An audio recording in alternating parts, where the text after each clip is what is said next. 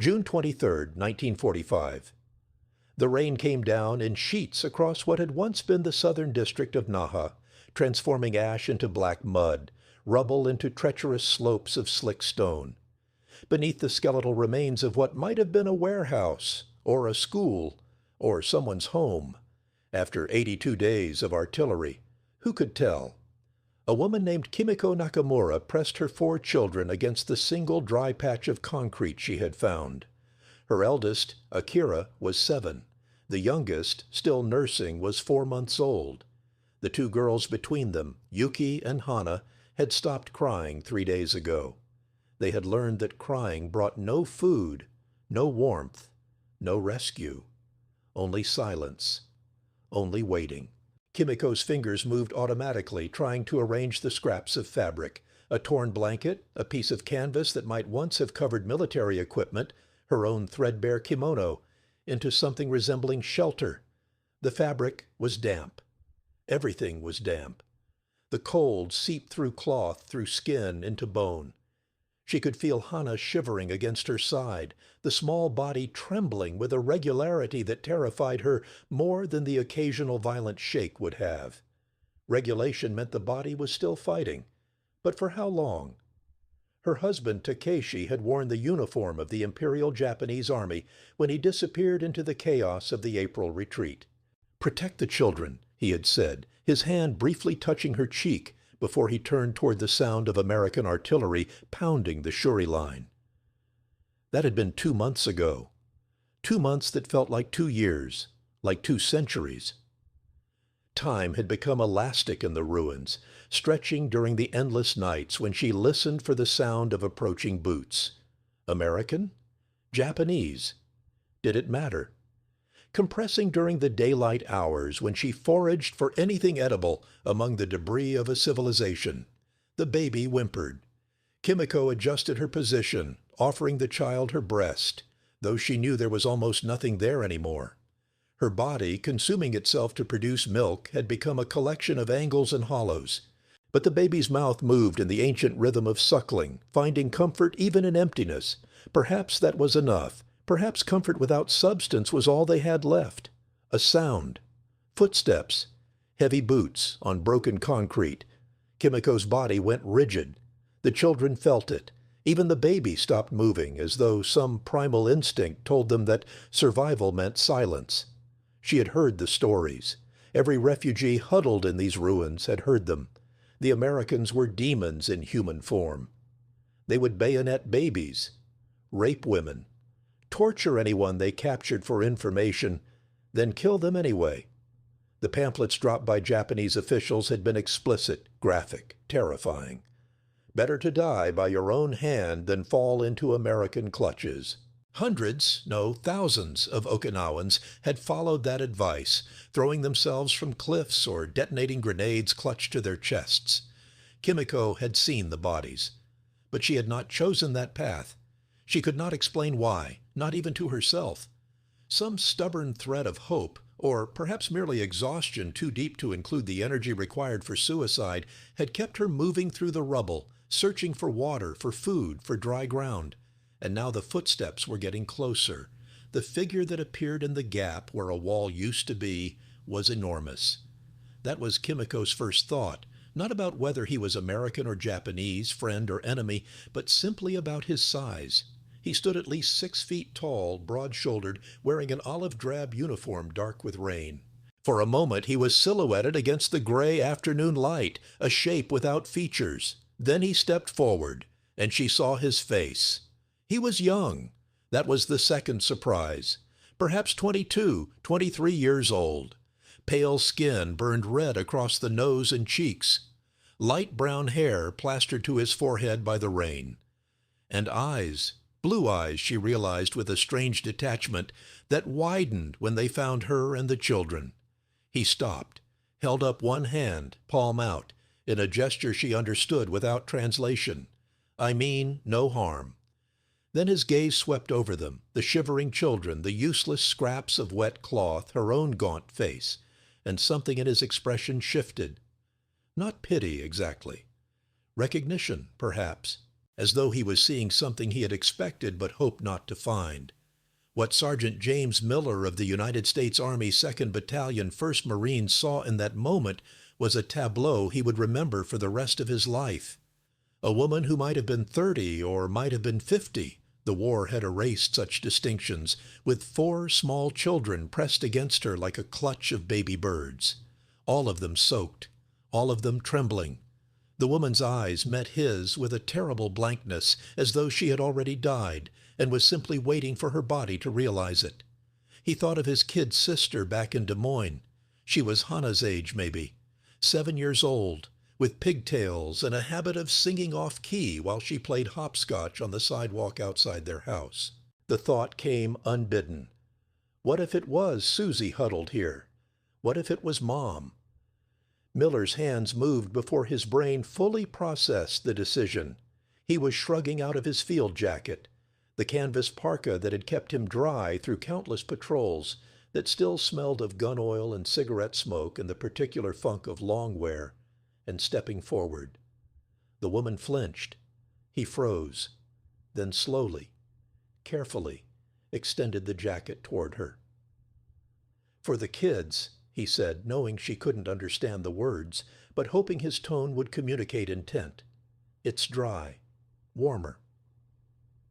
Kimiko stared at the jacket. It was heavy canvas, reinforced at the shoulders and elbows, with a hood that folded into the collar.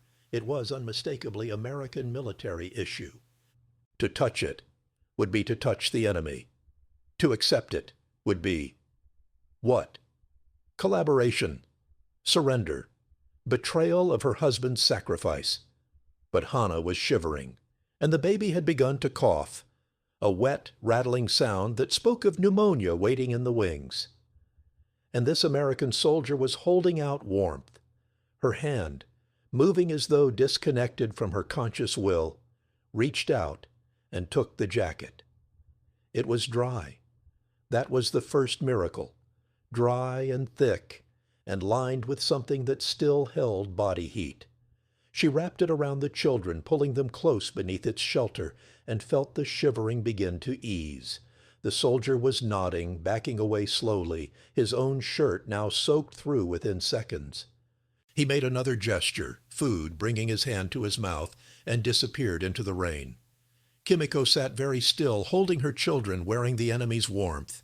And for the first time in 82 days, she allowed herself to cry. The Battle of Okinawa had begun on April 1st, 1945, Easter Sunday, coincidentally, though neither the Americans landing on the beaches nor the Japanese defenders waiting in the island's interior were thinking much about resurrection. The Americans called it Operation Iceberg. The Japanese called it the end. For Kimiko and the 150,000 Okinawan civilians caught between two armies, it had been a descent into something that transcended normal human experience. The numbers alone told part of the story.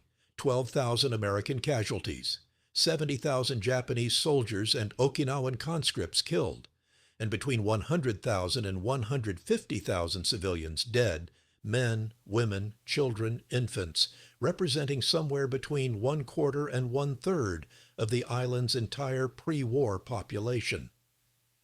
But numbers could not capture what it meant to live through those 82 days.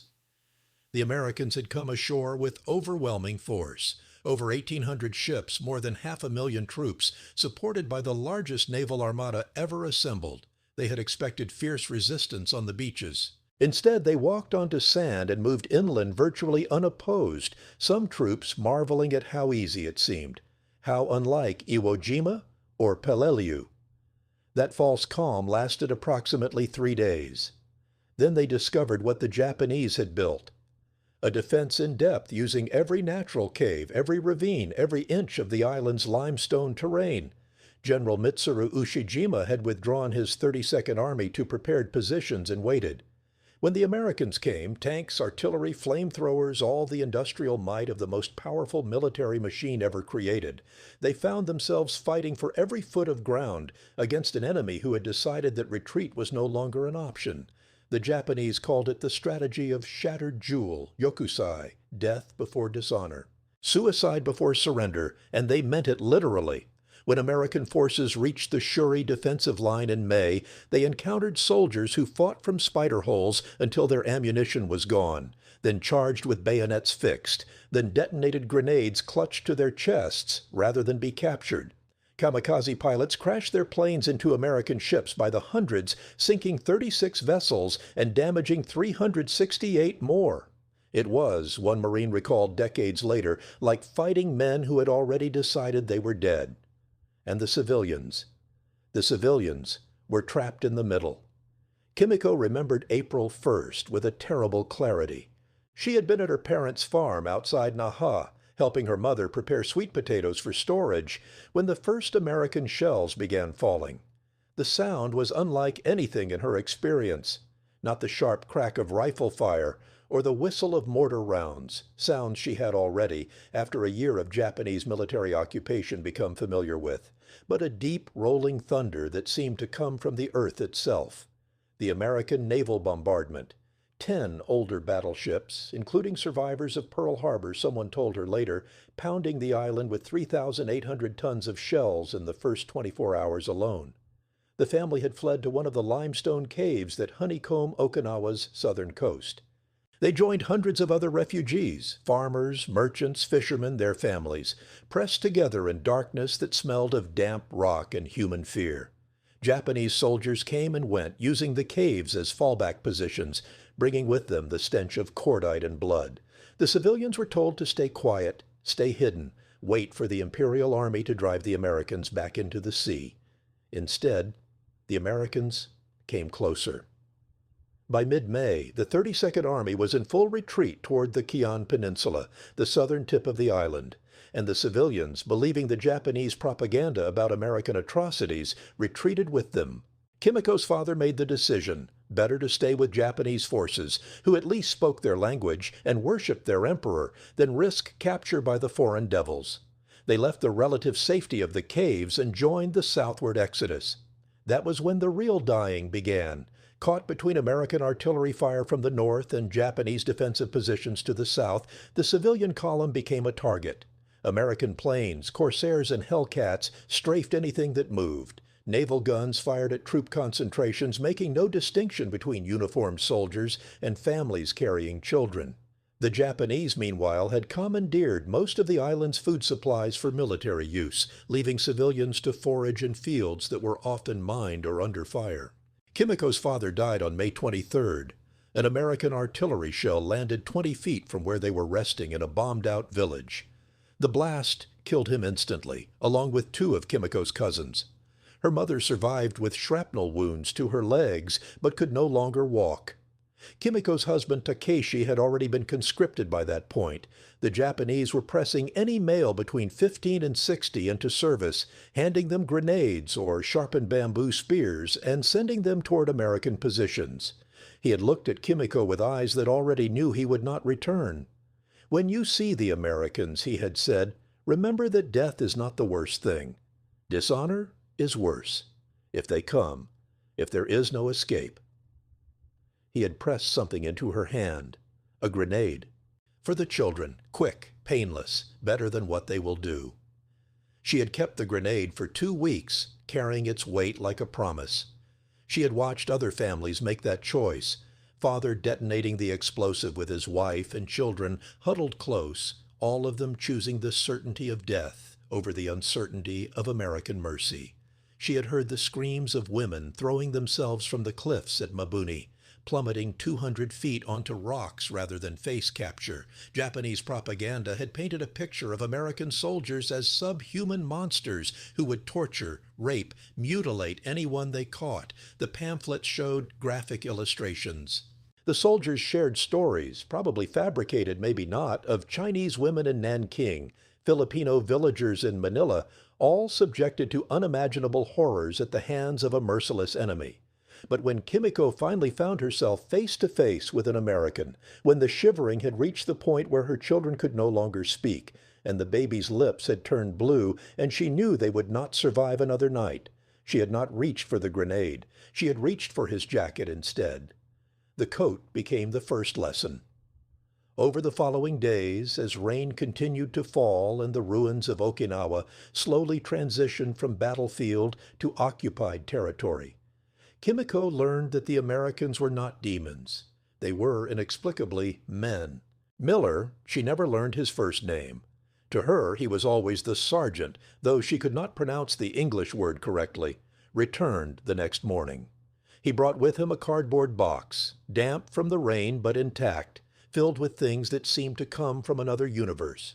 Cans with labels she couldn't read, crackers wrapped in wax paper, something brown and rectangular that when she tentatively tasted it turned out to be chocolate, though nothing like the delicate sweet she remembered from before the war. This was hard, bitter, with an odd waxy texture that clung to her teeth. Miller made a face and a gesture that she understood to mean, "It's not great, but it's food." The children who had shrunk back at his approach now watched him with the cautious intensity of small animals evaluating a potential predator. He moved slowly, deliberately, keeping his hands visible, making no sudden gestures. From his pocket he produced something that made Yuki gasp, small, colorful candies in a hard shell. M&Ms, though Kimiko had no name for them. He rolled one across the ground toward her like someone coaxing a feral cat. When she picked it up and put it in her mouth, when the candy coating dissolved to reveal the forbidden sweetness of real chocolate inside, her eyes widened. Miller smiled. It was not a large smile, not a triumphant or possessive smile, but something smaller and sadder. He distributed the candies to each child one by one, waiting for them to accept the gift before offering the next. Akira, the eldest, watched his mother's face before taking his. When Kimiko nodded permission, the boy reached out with a speed that suggested he expected the candy to be snatched away, then retreated with his prize clutched in both hands. They ate that morning, the first real meal in a week. The cans contained things Kimiko had no words for. Meat in a dense salty block, spam, the label read, whatever that meant, peaches suspended in heavy syrup, a luxury so extreme she thought initially it must be some kind of trap. Crackers that, while tasteless, at least provided substance to fill the hollow ache in her stomach. Miller showed her how to use the can opener, a small folding tool that he left with her when he departed. He also left a canteen full of clean water and a wool blanket that, while musty, was dry and warm. Before he left, he knelt down to Akira's level and made a gesture toward the boy's ribs, where Kimiko knew a cut from shrapnel had become infected. The wound wasn't severe, not immediately life-threatening, but it had begun to ooze, and the skin around it was hot to the touch. Miller pointed at the cut, then at himself, then made a rapping motion. Medicine, Kimiko understood. He would bring medicine. She wanted to tell him. We believed you were monsters. We believed you would kill us for sport. We believed surrender meant torture and death. We believed everything our government told us about you. Instead, she bowed. Low, formal, from the waist. The kind of bow reserved for superiors, for honored guests, for those to whom one owes an unpayable debt. Miller looked uncomfortable. He made a gesture that seemed to mean, "Stop that," or "It's nothing." But his face had turned red. Then he turned and splashed away through the rain, back toward whatever base or camp or command post the Americans had established in this ruined landscape. That evening, Kimiko opened the grenade her husband had given her and carefully extracted the explosive mechanism. She buried the components separately in different corners of their shelter. She did not know what this decision meant, whether it was surrender or pragmatism or something else entirely. She knew only that the American's coat was still around her children, and they were sleeping without shivering, and that seemed like enough. Miller returned the next day, and the day after that, and the day after that. Always with something, food, bandages, matches that actually stayed lit in the damp. Sometimes he brought other soldiers, men who stood back and watched while Miller interacted with the family, their faces showing varying degrees of comprehension and discomfort. One of them, a tall black man with sergeant stripes, brought a harmonica one afternoon and played a tune that made the children smile, despite not understanding the melody. The pattern established itself. Miller would arrive in the morning, assess their condition, provide whatever supplies he had managed to scrounge from his unit stores. The medical kit, when he finally brought it, was a revelation. Clean bandages, antiseptic powder that burned but prevented infection, even sulfa tablets to fight illness. He showed Kimiko how to clean Akira's wound, how to change the dressing, how to recognize signs of improvement or deterioration. His hands were large and paradoxically gentle. He had clearly done this before, tended wounds, cared for the injured, but there was nothing clinical in his approach. He spoke to Akira in English words the boy couldn't understand, maintaining a steady stream of reassurance. "You're doing great, buddy. Tough kid. This is going to sting a bit. But then it'll feel better, I promise." Akira bore the treatment with a stoicism that made Kimiko's heart ache. 7 years old, and he had already learned not to cry, not to complain, not to show weakness.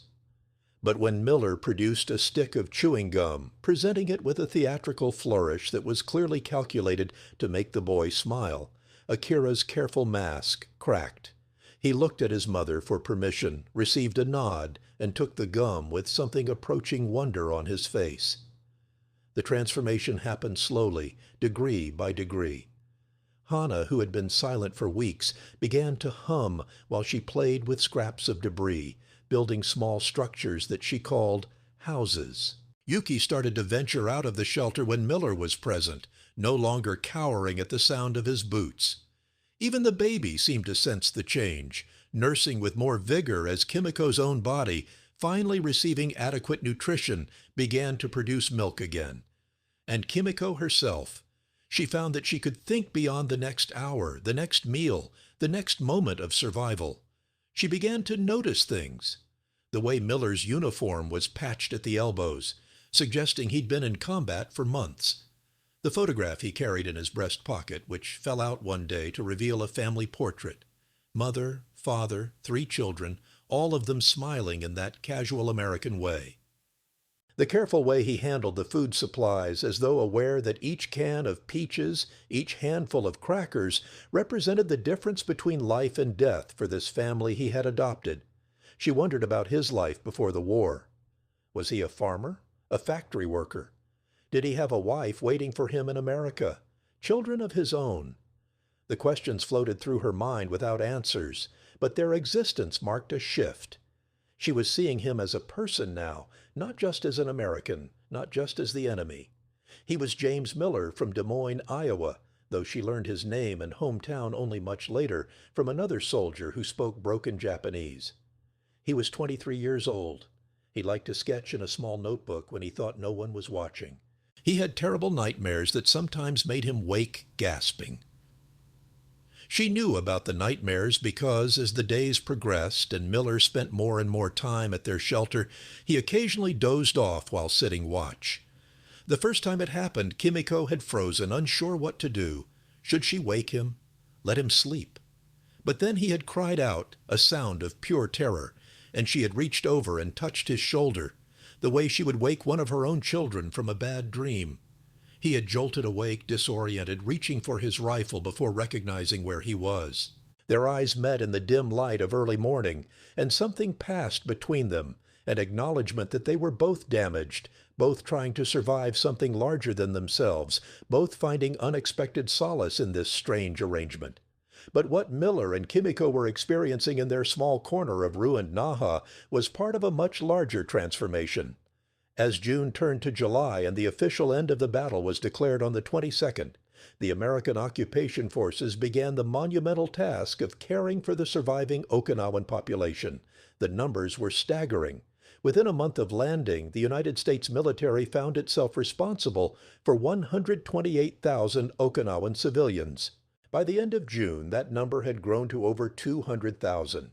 These were not prisoners in the traditional sense. They were survivors, refugees, a traumatized population requiring immediate humanitarian intervention on a scale the military had never before attempted in the Pacific Theater. The Americans, for all their industrial might and organizational capability, were improvising, Military government personnel, officers and soldiers trained in civil affairs, worked around the clock to establish refugee camps, medical facilities, food distribution centers. They converted military depots into civilian aid stations. They requisitioned supplies from naval stores. They organized Okinawan survivors into work crews to clear roads, repair water systems, identify the dead. And they discovered, to their own surprise, that the civilians they had been taught to see as fanatical enemy collaborators were, for the most part, simply terrified human beings who wanted to survive. Captain Robert Schwartz, a military government officer from Brooklyn, would later write in his diary, "We expected hatred. We found exhaustion. We expected resistance. We found cooperation born of desperation. These people have been told we are monsters. But hunger and wounds and the sight of their own children dying have a way of overcoming propaganda. When you hand a starving mother a can of milk and show her it's for her baby, ideology becomes irrelevant." The humanitarian operation was unprecedented. 5,000 support personnel, including interpreters, many of them Japanese-American Nisei soldiers who had volunteered for the Military Intelligence Service, doctors, nurses, engineers, and logistics coordinators. Medical teams treated not just combat wounds, but malnutrition, dysentery, tuberculosis, the thousand small illnesses that flourish in conditions of privation and trauma. Field hospitals that had been established to care for American casualties now found themselves treating Okinawan civilians at a rate of hundreds per day. The food distribution alone was a logistical marvel and nightmare. American rations designed for soldiers engaged in heavy combat, each providing 3,000 calories or more per day, were suddenly being shared with civilians who needed basics like rice, vegetables, clean water. Supply officers, faced with the reality of tens of thousands of additional mouths to feed, made decisions on the fly. Divert this shipment of Spam to civilian use, allocate those crates of dehydrated potatoes to the refugee camp outside Naha, requisition fishing nets and boats so that Okinawans could begin to feed themselves again.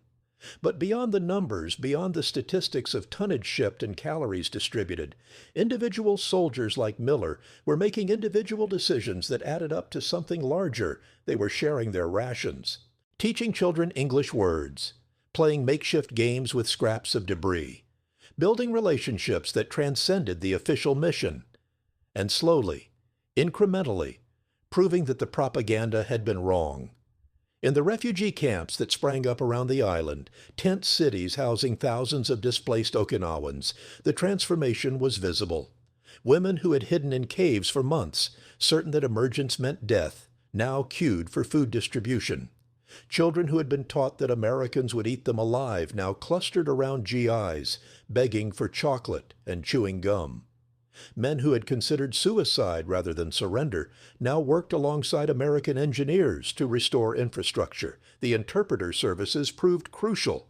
Nisei soldiers, particularly those like Thomas Taro Higa and his brother who spoke the Okinawan dialect, became bridges between two worlds. They negotiated surrender arrangements, convinced frightened civilians to emerge from hiding, translated medical instructions, and gradually helped to dismantle the edifice of fear and hatred that Japanese propaganda had constructed.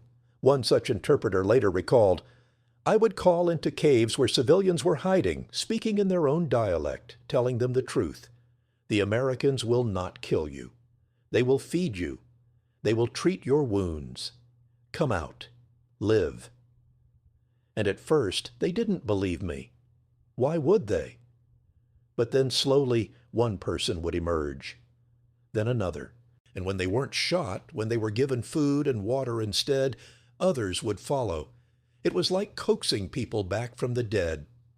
For Miller, the daily visits to Kimiko's family became the organizing principle of his life.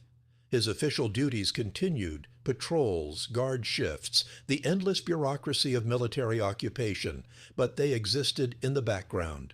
What mattered was ensuring that Akira's wound was healing properly, that the baby's cough had subsided, that Kimiko had enough food, enough water, enough blankets, that the children were learning to smile again. He brought them things that weren't strictly necessary, but that spoke to something beyond mere survival. A ball made from rags and tape which sent Akira and Hana into fits of delighted laughter when Miller demonstrated how to throw it. A doll fashioned from a sock and some stuffing, which Yuki clutched as though it were made of gold. A small mirror so that Kimiko could see herself for the first time in months, a sight that made her gasp, and then, inexplicably, laugh at how thin and ragged she had become. He taught them English words. Apple, water, hello, goodbye, thank you. The children, with the linguistic flexibility of the young, picked up the pronunciation quickly, turning the alien sounds into games. They would point at objects and wait for Miller to provide the English name, then practice saying it over and over until they got it right. House, rain, sky, soldier. Miller tried to learn Japanese words in return, but his thick Iowa accent mangled them beyond recognition. Kimiko would laugh, an actual, genuine laugh, when he attempted to say arigato, and it came out as something like arigat-oo. She would correct him, slowly, carefully, and he would try again, and the cycle would repeat until they were both laughing at the absurdity of it all. But beneath the small moments of levity, there was a deeper current. Miller was filling a void left by Takeshi's death, a void he was only partly aware of. He didn't know that Kimiko was a widow, that her husband had died in the first week of June, probably in a suicide charge against American positions. She didn't tell him because she didn't have the language, and perhaps because speaking it aloud would make it too real. But Miller sensed the absence. He saw it in the way Akira watched him with a mixture of longing and resentment, as though the boy understood that accepting this American's kindness meant letting go of his father's memory.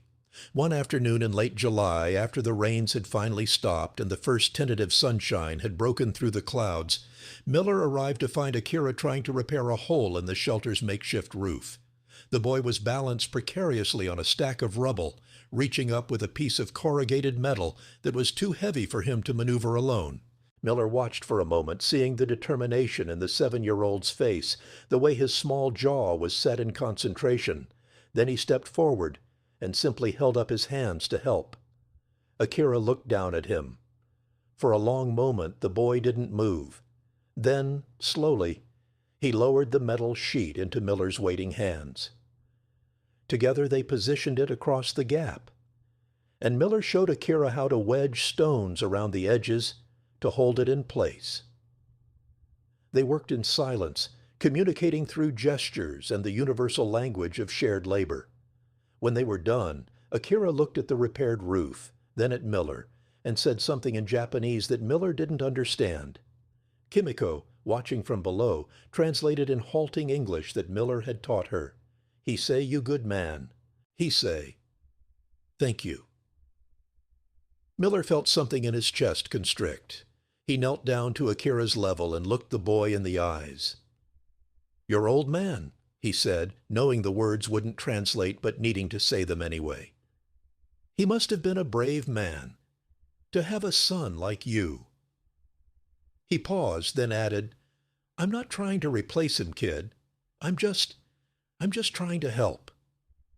Akira, of course, understood none of this, but something in Miller's tone, in his expression, must have communicated meaning beyond language. The boy reached out and, very deliberately, took Miller's hand. They stood there like that, American soldier and Japanese child, in the ruins of a war neither of them had wanted, and for a moment the world seemed to hold its breath. As summer progressed, the American occupation shifted from emergency relief to reconstruction. Okinawa was being transformed, not just physically, but organizationally, politically, socially. The military government established by the Americans was unlike anything the island had experienced under Japanese rule. For the first time in Okinawan history, democratic processes were being introduced. In September 1945, elections were held. Okinawans, including remarkably women, were given the right to vote for councilors and mayors. The concept was so foreign, so unprecedented, that military government officers had to spend weeks explaining how voting worked, why it mattered, what it meant to have a say in one's own governance. The turnout was overwhelming.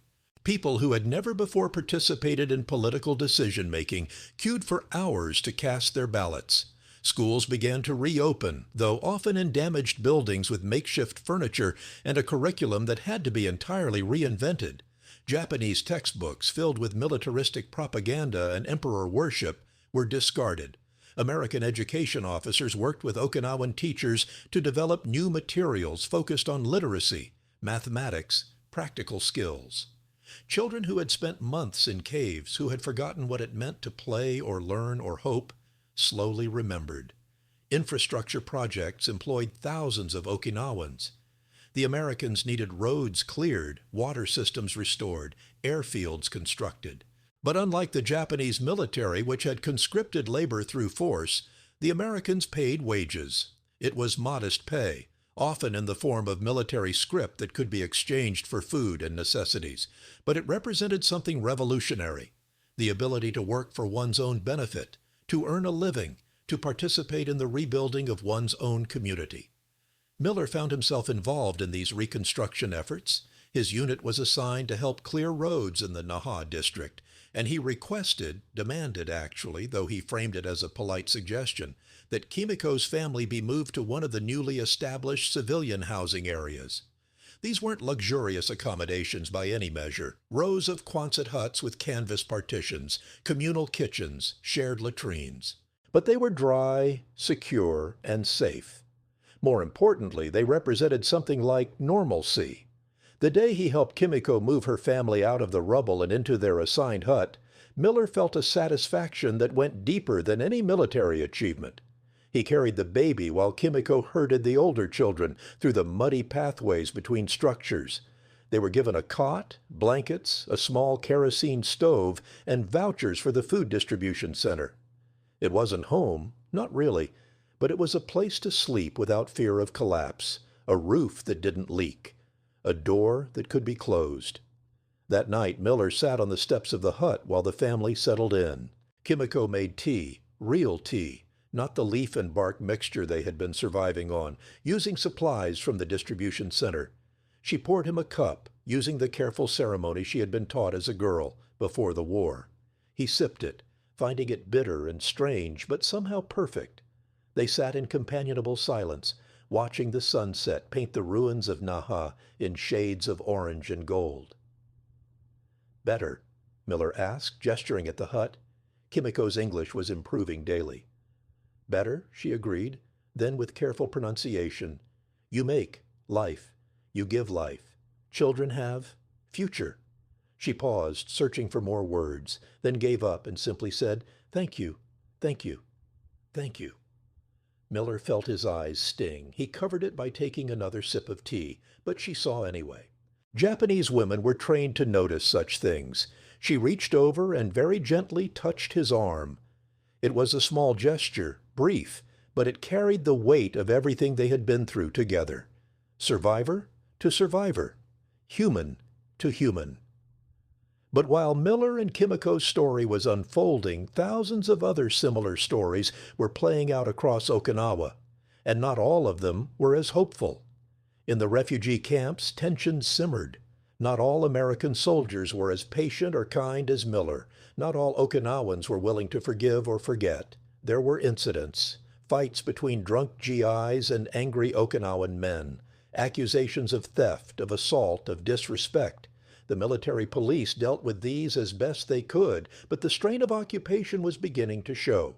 Some Okinawans remained convinced that the Americans' kindness was a trick, a sophisticated form of psychological warfare designed to make them compliant before the inevitable atrocities began. These skeptics stayed in the backs of the camps, avoiding contact, subsisting on minimal rations rather than accept what they saw as tainted charity. Some would maintain this stance for months, even years, their worldview too shattered to rebuild with new materials. And there were American soldiers who couldn't reconcile their combat experiences with humanitarian duty. Men who had watched their friends die in brutal fighting, who had seen the results of Japanese suicide charges and booby traps, who had spent 82 days learning to see every Okinawan as a potential threat. For these men, Miller's devotion to a Japanese family seemed like betrayal or madness or dangerous naivete. They warned him, "Don't get attached, Sarge. These people would have killed you 3 months ago if they had the chance." Miller never argued. He simply continued his daily visits. The reality was more complex than propaganda on either side had allowed for. Yes, there were American soldiers who committed acts of theft, violence, and sexual assault.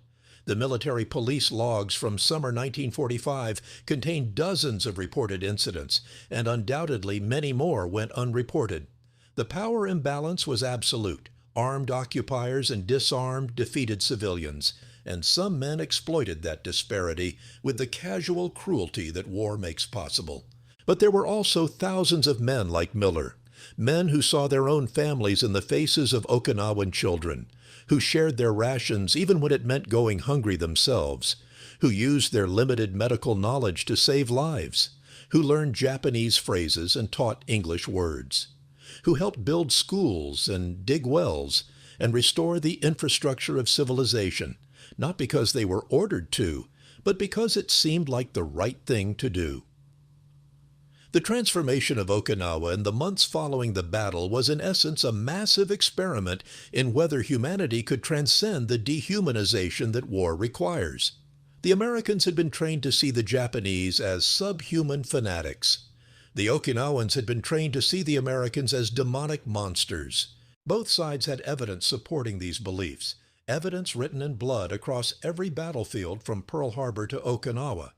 And yet, when individual human beings were placed in proximity, when survival required cooperation rather than competition, something unexpected happened. The propaganda began to crack. The carefully constructed walls of hatred began to show fissures. Not universally. Hatred once planted grows deep roots, but often enough to matter, often enough to save tens of thousands of lives.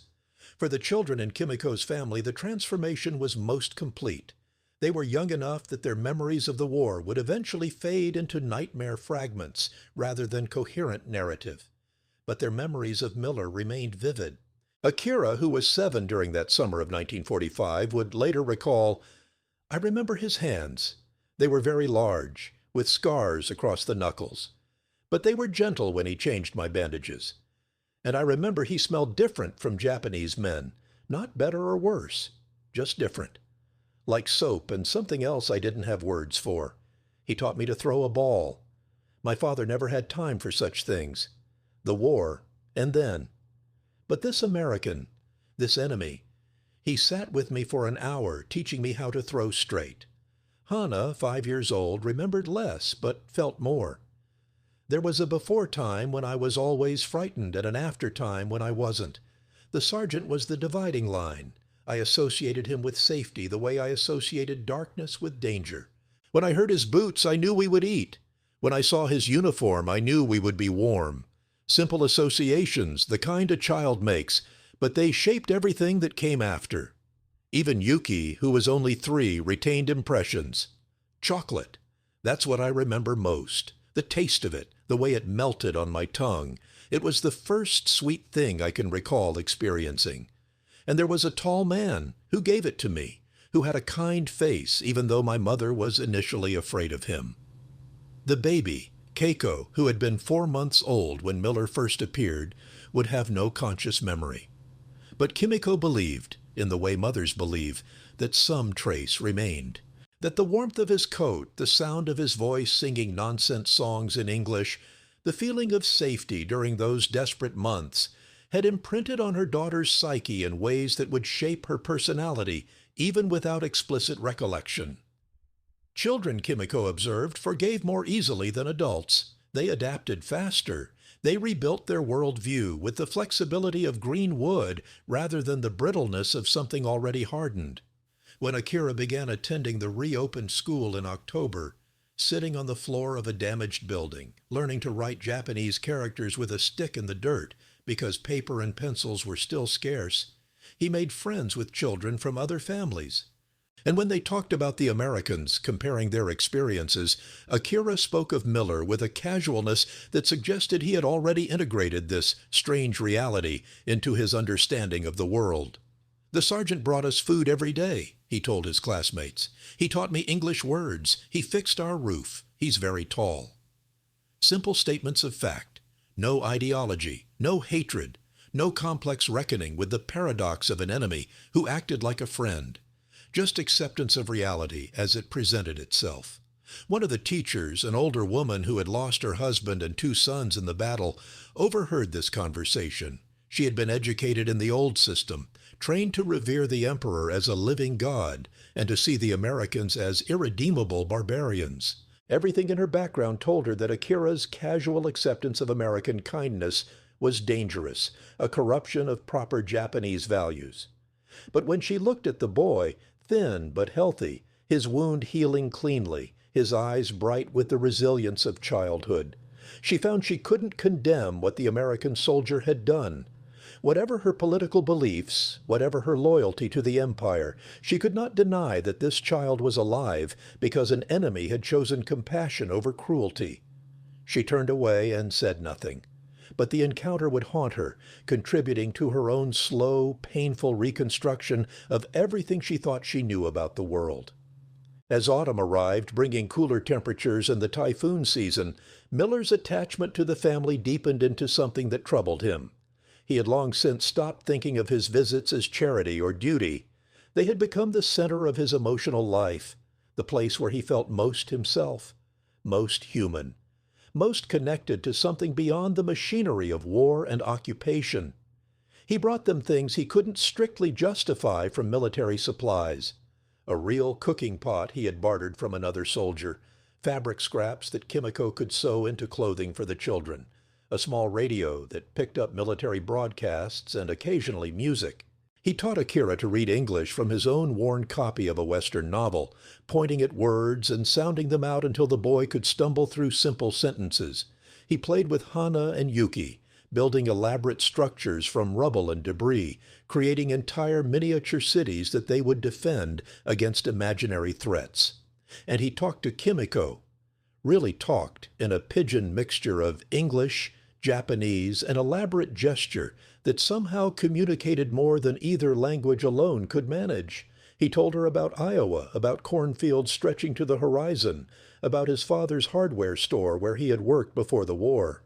He described his kid sister Susie, who wanted to be a teacher, and his brother Thomas, who had been killed at Iwo Jima 3 months before the Okinawa invasion. He explained, haltingly because some wounds were too fresh, how his brother's death had changed him, made him question what they were fighting for, made him understand that the enemy were people with families who loved them just as his family loved Thomas.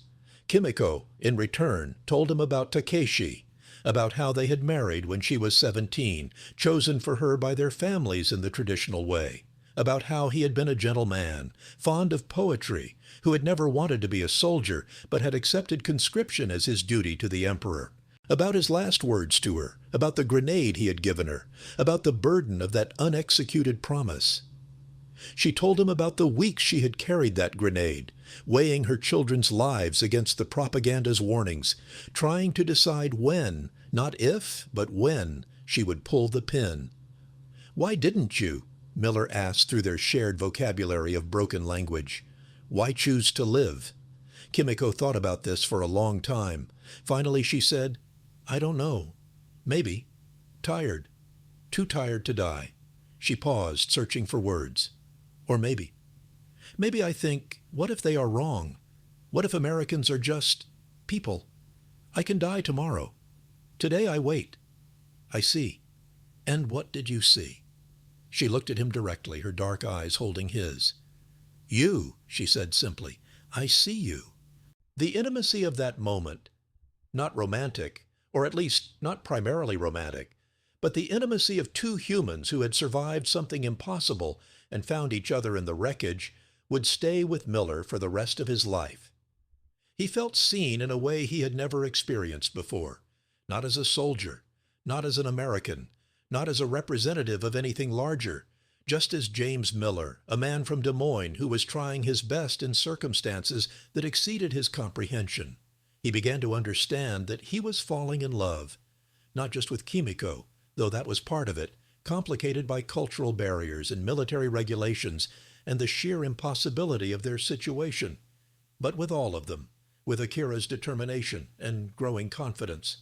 with Hana's laughter when he played his harmonica badly, with Yuki's fierce protectiveness of her siblings, with baby Keiko's trusting smile. They had become his family in ways that transcended blood or nationality or any of the categories that were supposed to define identity, and that realization terrified him because he knew it couldn't last. The war was ending. Throughout October and November, news filtered through military channels. Japan had surrendered in August, following the atomic bombings of Hiroshima and Nagasaki. The emperor himself had spoken on the radio, announcing the surrender in his high, formal voice. The Pacific War was officially over. The killing had stopped. But for the occupation forces on Okinawa, nothing changed. If anything, their duties intensified.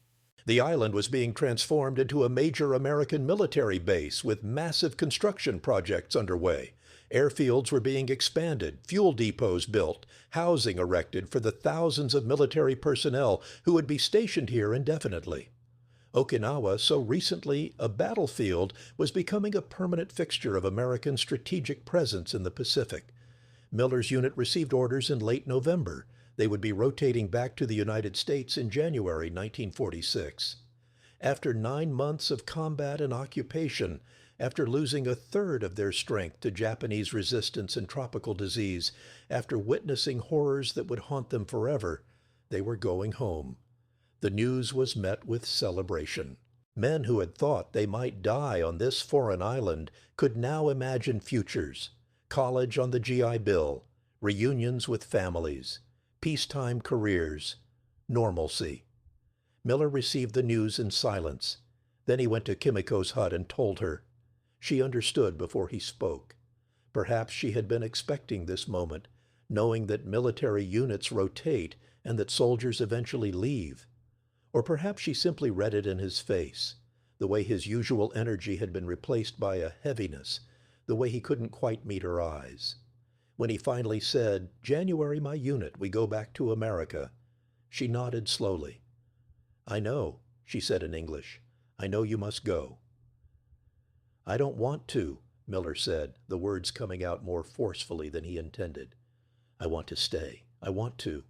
He gestured helplessly at the hut, at the children playing outside, at everything they had built together over these months.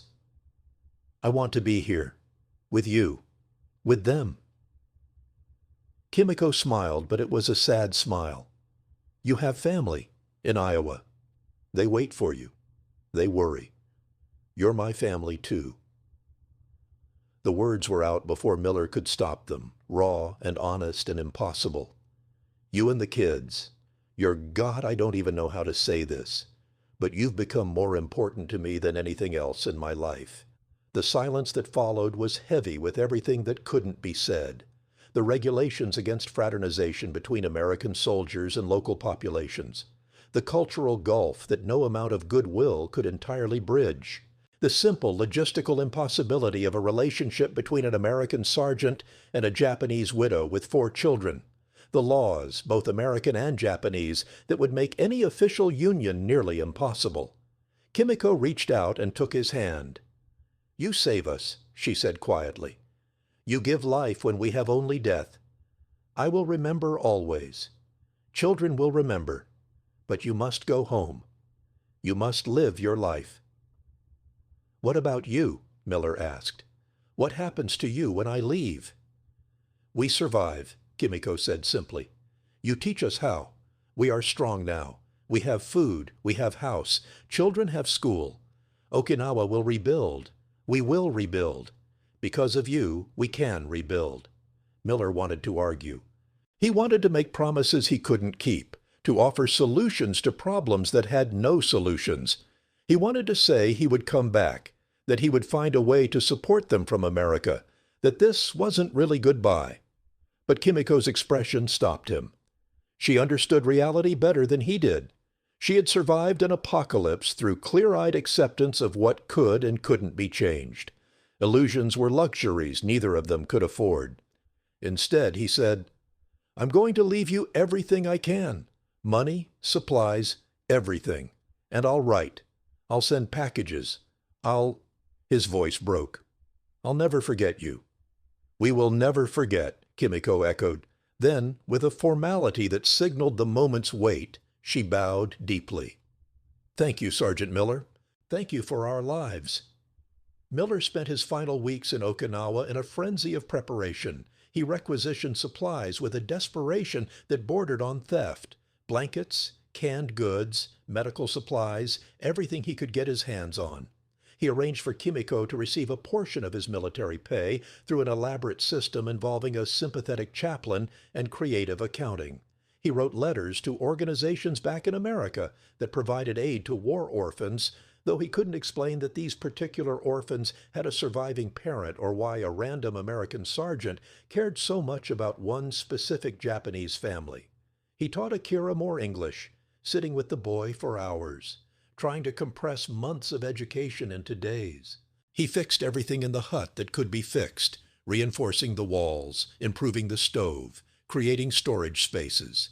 He took photographs with a camera borrowed from another soldier, preserving images of the children, of Kimiko, of their home. These photographs would become treasures he carried for the rest of his life, dog-eared and faded, pulled out in quiet moments when his mind returned to this island, these people, this time when he had been most fully himself. The children sensed something was ending.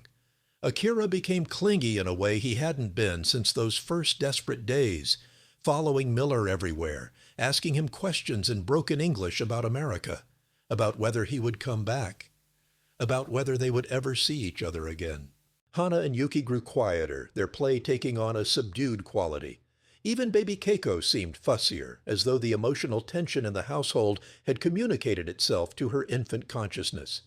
On his last day, January 12, 1946, Miller came to say goodbye.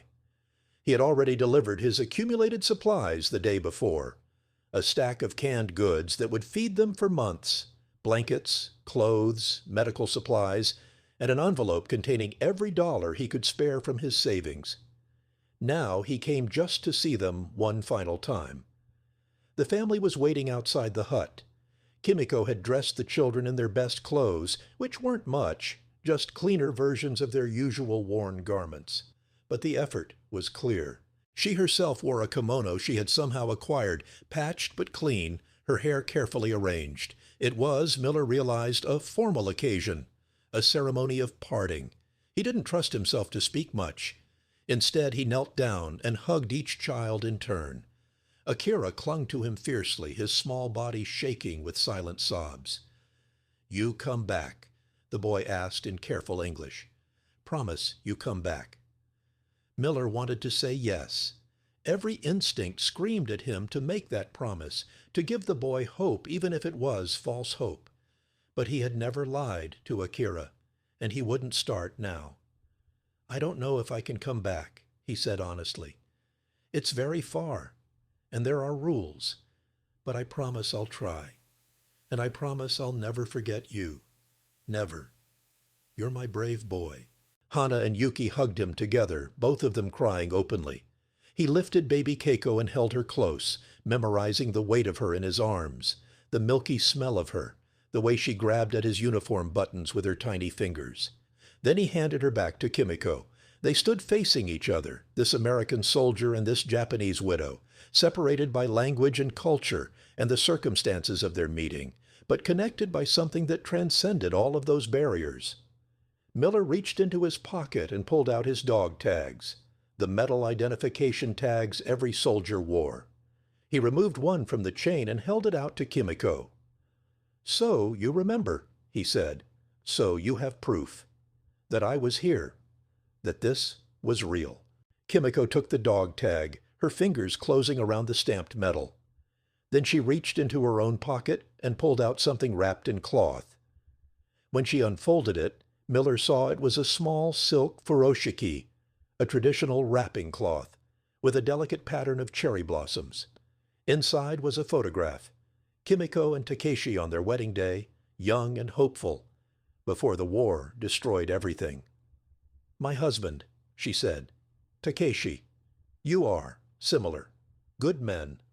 Both good men." She pressed the photograph into Miller's hand. "You take. You remember. Japanese also human. also love family, also want peace.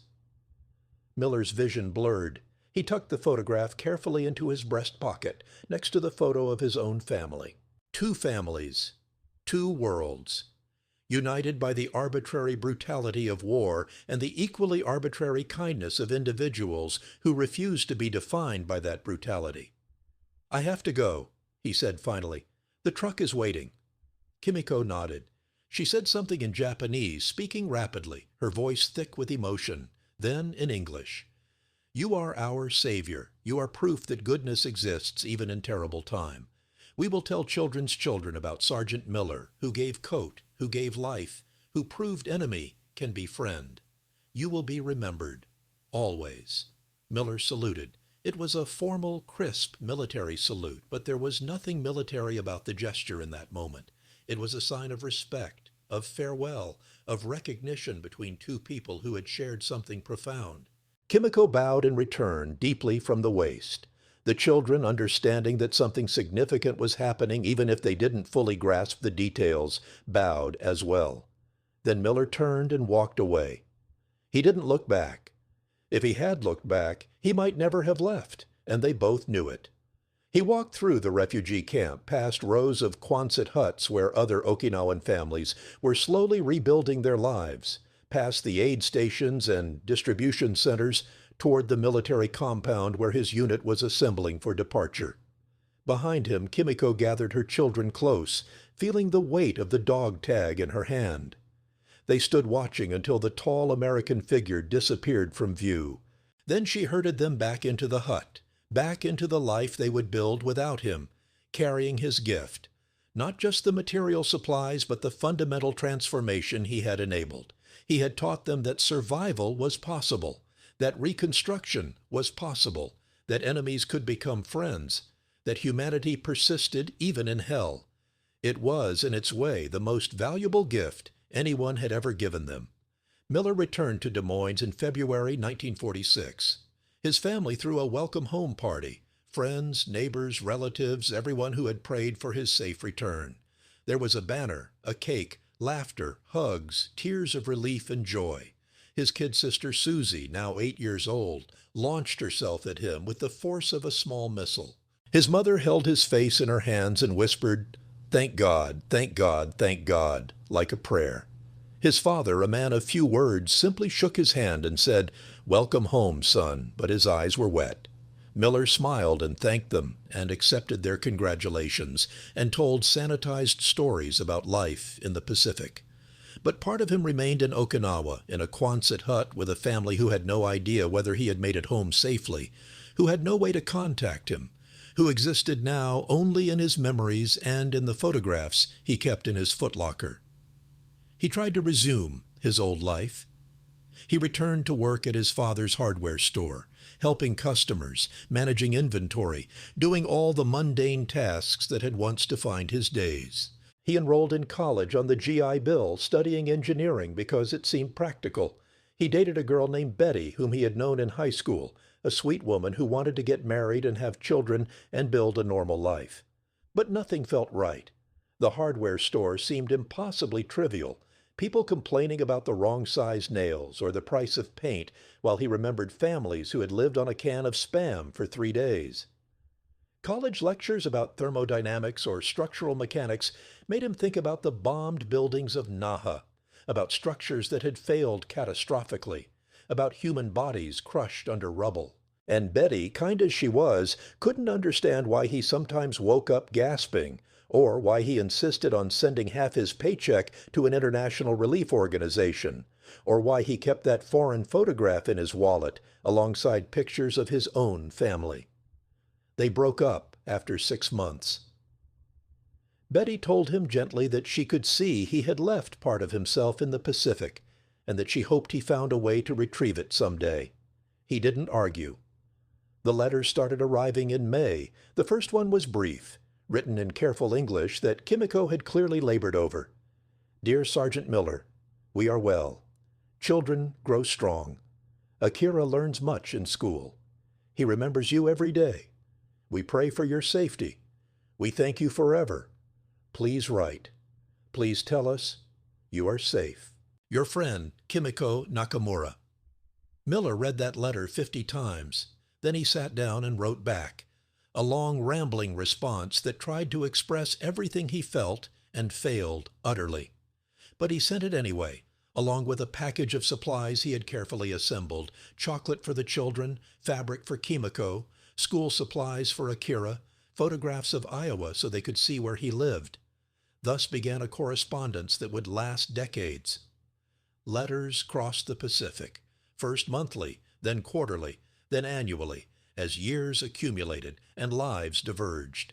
The letters documented transformation: Kimiko's slow rebuilding of her life, her work as a translator for the American occupation forces, her eventual remarriage to an Okinawan man who worked in reconstruction, Akira's education, his graduation from high school, his decision to study engineering, inspired, he wrote, by the American sergeant who had shown him that enemies could become teachers. Hana and Yuki, growing up, getting married, having children of their own. Even Keiko, who had no memory of Miller but knew him as a legend, eventually wrote to thank him for saving her mother and siblings. And from Miller's side, his marriage to a woman named Dorothy, whom he met at church, a gentle soul who understood that his heart had room for multiple families and didn't demand exclusivity. His children, 2 boys and a girl, who grew up hearing stories about Okinawa, about a Japanese family their father had helped during the war, about how enemies were just people on the other side of an arbitrary line. His career as a civil engineer, specializing in reconstruction projects, working on buildings and infrastructure that would survive disasters rather than collapse under them. The 2 families never met in person again. Miller applied multiple times for permission to return to Okinawa, but military regulations and then financial constraints and then simple distance made it impossible. He sent money when he could, photographs always, letters that became more philosophical as he aged, trying to explain to Akira, who became his primary correspondent after Kimiko's passing in 1972, what those months in the ruins of Naha had meant to him. "You saved my life as much as I saved yours," he wrote in one letter from the 1980s. Not physically, perhaps, but spiritually. After my brother died, I was lost. I had killed men, done my duty as a soldier, but killed men nonetheless. And I couldn't reconcile that with any version of myself I wanted to be. But then I found your family, and for the first time since landing on that island, I felt like a human being instead of a machine of war. You gave me that. You, your mother, your sisters, even baby Keiko. You reminded me that the purpose of survival is to build, not destroy.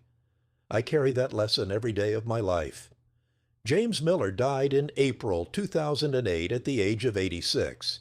He had lived long enough to see the Cold War end, to watch America's relationship with Japan transform from occupation to alliance to something approaching partnership.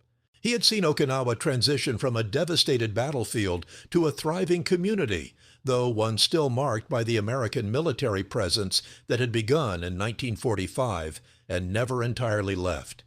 His funeral in Des Moines was well attended.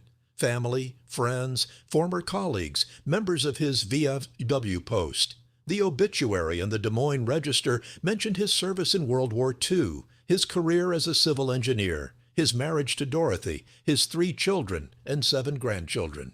It did not mention Okinawa except in passing, a single line. He maintained lifelong correspondence with a Japanese family he assisted during the war. But at the funeral, something unexpected happened. 2 elderly Japanese men appeared, dressed in formal dark suits, clearly uncomfortable in the Iowa church.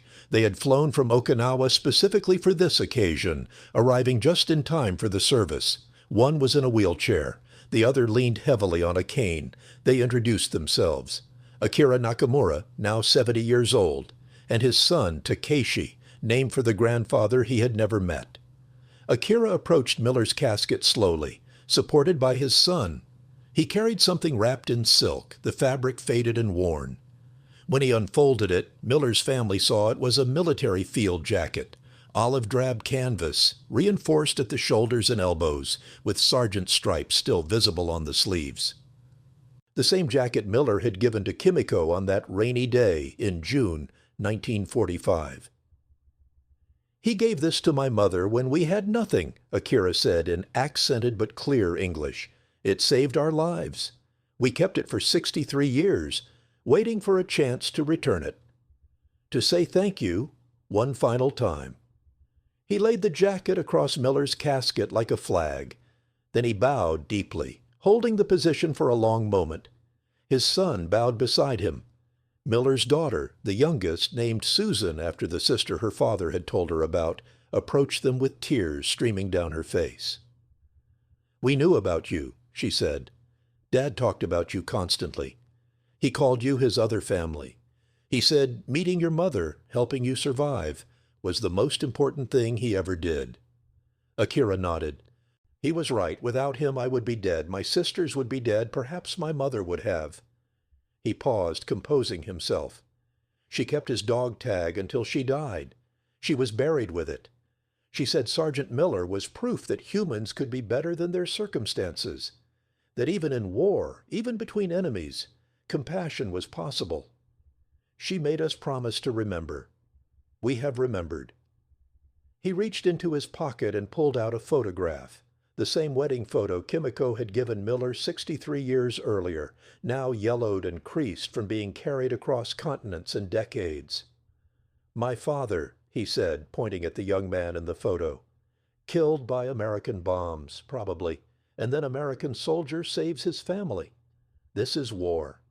This is also peace. Both true at the same time. We learned to live with this paradox because Sergeant Miller showed us how." The funeral concluded with Akira telling stories about those months in 1945 and 1946, stories Miller had been too humble or too traumatized to share fully with his American family, about the daily visits, the chocolate and Spam, the English lessons, the laughter in the ruins, about a man who had given not just supplies, but hope, not just aid, but dignity, about how one person's decision to see humanity in the enemy had rippled outward to affect generations.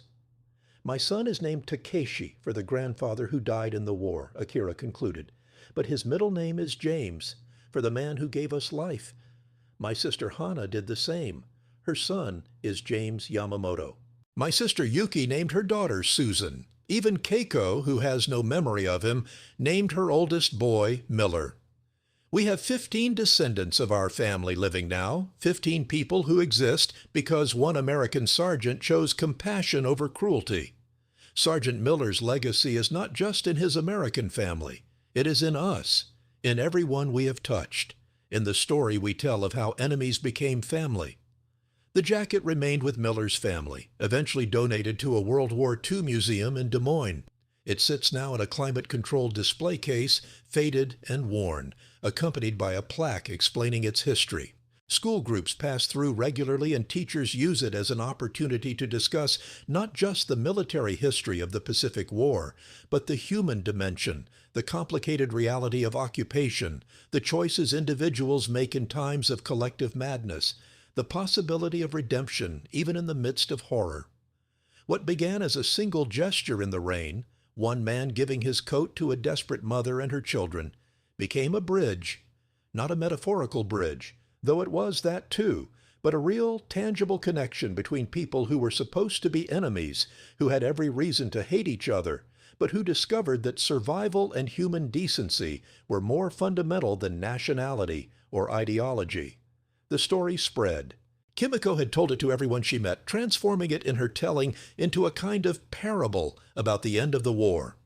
Akira wrote it down, eventually publishing a memoir in Japanese that became a bestseller in Okinawa and mainland Japan.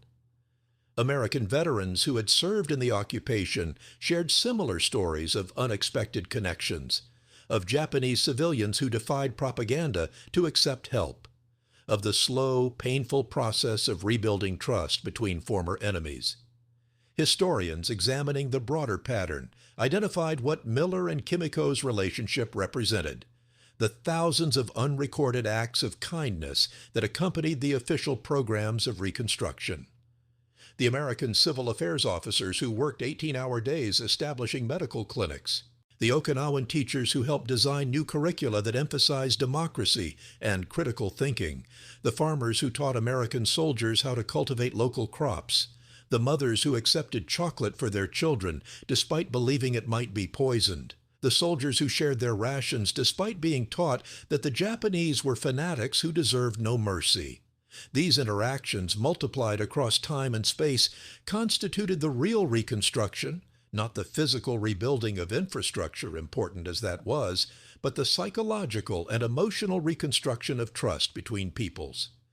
The official programs provided the framework, but individual human connections provided the mortar that held the framework together.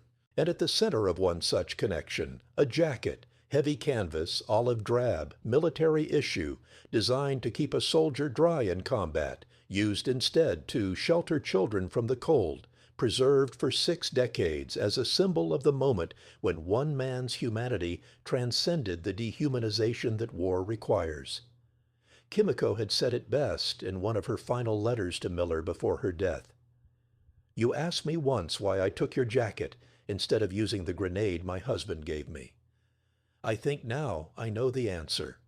The grenade represented our government's vision of the world, a world where enemies must destroy each other completely, where death is preferable to compromise, where honor requires suicide. But your jacket represented a different possibility, a world where former enemies could help each other survive. I chose your world over my government's world. I chose life over ideology. And because I made that choice, my children lived, and their children lived, and now there are many people in the world who carry both American kindness and Japanese resilience in their hearts. This is the bridge you built, not with steel or stone, but with canvas and compassion. It has carried us safely across the chasm of war. That bridge still stands, in the letters between families separated by oceans and decades, in the museum displays that tell these stories to new generations, in the memories of elderly men and women who remember when the enemy turned out to be human after all, in the simple, stubborn persistence of people who refuse to believe that hatred is inevitable or that war erases the possibility of mercy. James Miller of Des Moines, Iowa, never saw himself as a hero. He was, by his own accounting, just a guy who did what seemed right in an impossible situation. But Kimiko Nakamura and her children knew better.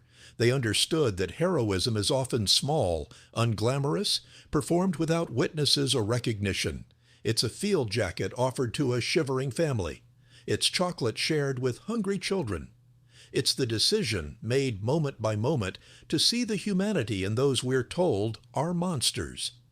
In the ruins of Okinawa during the summer of 1945, amid the apocalyptic aftermath of 82 days of brutal combat, a bridge was built. One code at a time, one gesture at a time, one choice at a time, to believe that the world could be remade, that enemies could become friends, that from the ashes of total war, something better might eventually grow.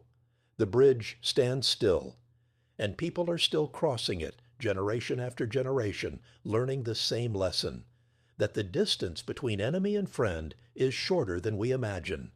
Sometimes it's only the length of an outstretched arm holding a jacket. Sometimes that's enough.